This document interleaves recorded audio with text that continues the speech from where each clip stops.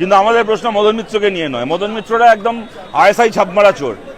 মদন মিত্ররা চোর গোটা বাংলা জানে। এর আগে চুরির কেসে 27 মাস জেল খেটে এসছে।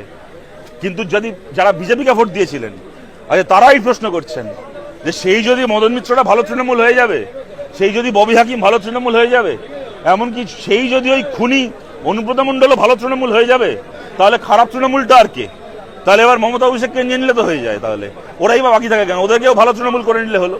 সেই যদি তৃণমূলের লোকেরাই সরকার চালাবে বিজেপির নাম করে, তাহলে আর তৃণমূলের সরকার পাল্টে লাভটা কি হলো? দাদা ঋতব্রত পন্থীরা কি তাহলে সাজা পাবে না যারা ওনার সাথে? না, কেন পাবে? পাওয়ার তো প্রশ্নই নেই। আর কেন পাবে? জাভেদ খানের ছেলের নাকি 90টা বেআইনি প্রপার্টি আছে। শুভেন্দু অধিকারী বলেছিলেন ফলতায় মিটিং করতে গিয়ে, মুখ্যমন্ত্রী হওয়ার পরে, আপনাদের মনে আছে। শুভেন্দু অধিকারী এইটা বলার একদিন পরে জাভেদ খান ওই বিজেপি আশ্রিত তৃণমূলে সামিল হলেন। তারপরে তপসিয়ার সাধারণ কত মানুষের বাড়িতে নোটিশ চলে গেল। তপসিয়ায় সাধারণ মানুষের বাড়ি ঘর ভাঙার চেষ্টা হলো। গোটা বাংলা জুড়ে সাধারণ মানুষের বাড়ি, সাধারণ হকারের দোকান ভাঙা হচ্ছে। বিজেপিকে ভোট দিয়েছিলেন যে গরিব মানুষ, নমশূদ্র মানুষ, তাদের কত লোকের বাড়ি ভেঙে দেওয়া হলো। কিন্তু জাভেদ খানের ছেলের ওই 90টা সম্পত্তির দিকে তারপর থেকে আর কেউ তাকালো না। জাভেদ খানের ছেলেকে নোটিশ দেওয়া হয়েছিল ওর বিল্ডিং, একাধিক বিল্ডিং বেআইনি বলে। সেই বেআইনি বিল্ডিংগুলো এখনো রয়েছে। বিজেপিকে ভোট দেওয়া, কপালে তিলক পরেন, গলায় কণ্ঠির মালা পরেন, মায়েরা হাতে শাখা পলা পরেন, সিঁদুর পরেন, এরকম কত মানুষ হাবড়া থেকে শুরু করে বিভিন্ন জায়গায় বাড়ি ঘরদোর ভেঙে দিয়েছে বিজেপি সরকার। তাদের বুলডোজার দিয়ে তারা রাস্তায় বসে কাঁদছে। তারা বিজেপিকে ভোট দিয়েছিলেন, তারা রাস্তায় বসে কাঁদছে। আর জাভেদ খানের ছেলে ফয়াজ খান তার একটা বাড়িতে একটা আঁচড় বললো না। সুতরাং কেন কেন এরপরে শাস্তি হবে কেউ ভাবছে? কেউ ভাবছে না। সবাই যেন ওদের আর কোনো শাস্তি হবে না। রাজ্যে পালা বদলের পর আবারও কলকাতায় ফিরছেন বিজেপির আমলে ফিরছেন আবার কি? কলকাতা তো ওনার বাড়ি নয়, ওনার ফেরার কি আছে? বেড়াতে আসছেন বলুন। আসছেন তা আমরা কি করতে পারি? মমতা বন্দ্যোপাধ্যায় বলছে আমি রেক্সাতে হলেও 21 জুলাই করবো। কি করবেন? রিক্সাতে হলেও রিক্সা না হলে নিজে বাড়ির ছাদে করবেন, কি আছে? শহীদ দিবস করবেন, গোটা পার্টিটাই শহীদ হয়ে গেল, আবার শহীদ দিবস করবেন। গুন্ডা দমন বিল নিয়ে কি বলবেন? দেখো, যে পার্টি নেতাজিকে গুন্ডা বলে তারা গুন্ডা দমন বিল আনছে, বুঝতেই পারছেন কাদের জন্য আনছে।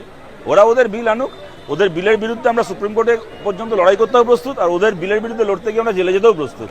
কিন্তু লড়াই আমরা ছাড়বো না। ওইসব জেল ফেলের ভয় দেখিয়ে তৃণমূলকে ব্ল্যাকমেল করা যায়, বামপন্থীদের ব্ল্যাকমেল করা যায় না। আপনাদের পার্টির নেতা লায়েক আলীকে গ্রেফতার করা হলো, এখনো ছাড়া পেলেন না, কি বলবেন? লায়েক ছাড়া পাবে, ওকে আমরা আদালতে লড়াই করে, আইনের পথে লড়াই করে ওকে আমরা ছাড়িয়ে আনবো। এবং শুভেন্দু অধিকারীদের নির্দেশে যে পুলিশ মিথ্যে অভিযোগে ওকে গ্রেপ্তার করলো, সেই পুলিশদেরও যেন আইনের পথে বিচার হয়। আদালতের কাছে গিয়ে আমরা সেই দাবিও করব, সেই আবেদনও করব, আদালতে আমরা সেই বিচারও চাইব। দাদা, আগামী দিন সিপিআইএম নিজেকে কোথায় দেখছে রাজ্যে? আমি তো জ্যোতিষী নই, কিন্তু এই মুহূর্তে মানুষের মধ্যে দেখছে। আমরা কোনো জেলেও চুরি করে জেলেও দেখছি না নিজেদেরকে, আর ওই বিজেপির আশ্রয়ও দেখছি না। দাদা আরেকটা দাদা, যেহেতু দেখতে পাচ্ছি আমরা রাজ্যে বিভিন্ন যে যারা সেলিব্রিটি যেরকম ভাবে ভোটের সময় লড়েন আর কাজের ক্ষেত্রে দেখা যায় না, এই যে সেলিব্রিটি বা টিভি অ্যাক্ট্রেস যারা আছে, যারা ভোটার কাজ ছাড়ুন, 21শে জুলাই কোন সেলিব্রিটি এবার যাচ্ছে মমতার সাথে দেখবো এবার? সুবোধ সরকার, জয় গোস্বামী, আর যারা ছিলেন, যারা যেতেন না সব লাইন দিয়ে, ফিল্ম ইন্ডাস্ট্রির লোকজন সমস্ত, হ্যাঁ, ওই সব সিরিয়ালের হিরো হিরোইন, আর যারা যারা যারা যেতেন, আবুল বাসার, নচিকেতা, কবির সুমন। আমি দেখলাম কদিন আগে একজন পোর্টালের সাংবাদিক নচিকেতার বিরাট ইন্টারভিউ করলেন।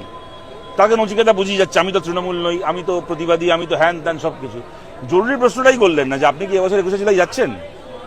হ্যাঁ, সুতরাং ওই সেলিব্রিটিগুলো এবার মমতার পাশে কজনকে দেখবো, ইমন চক্রবর্তী, হ্যাঁ, পাঁচালি গাইছিল উন্নয়নের। দাদা, একজন সেলিব্রিটিরা ভোটে দাঁড়াচ্ছেন, এইটা কতটা যুক্তিযুক্ত?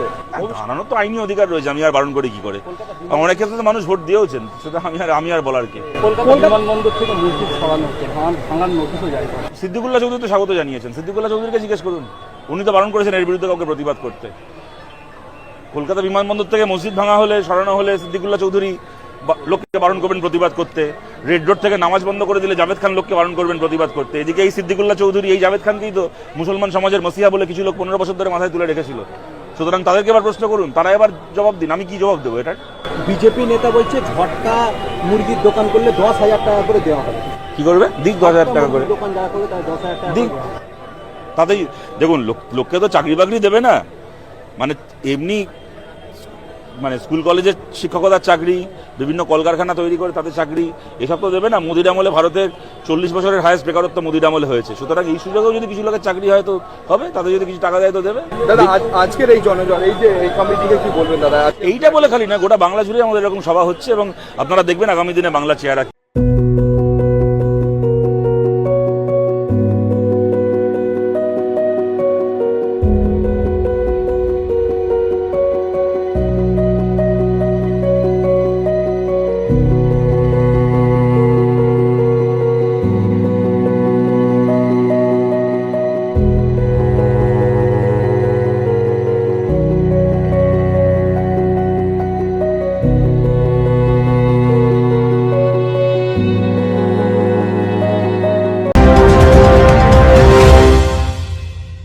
ডিগ্রি করার পরেও চাকরি নেই?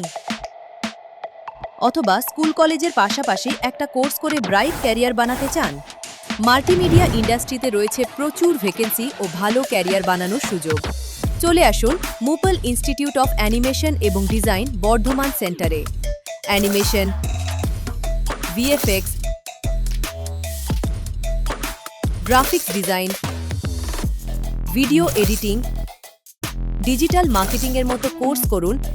ইন্ডাস্ট্রি স্ট্যান্ডার্ড ট্রেনিংয়ের সঙ্গে থাকছে 100% প্লেসমেন্ট অ্যাসিস্ট্যান্স। আজই যোগাযোগ করুন স্ক্রিনে দেওয়া নম্বরে।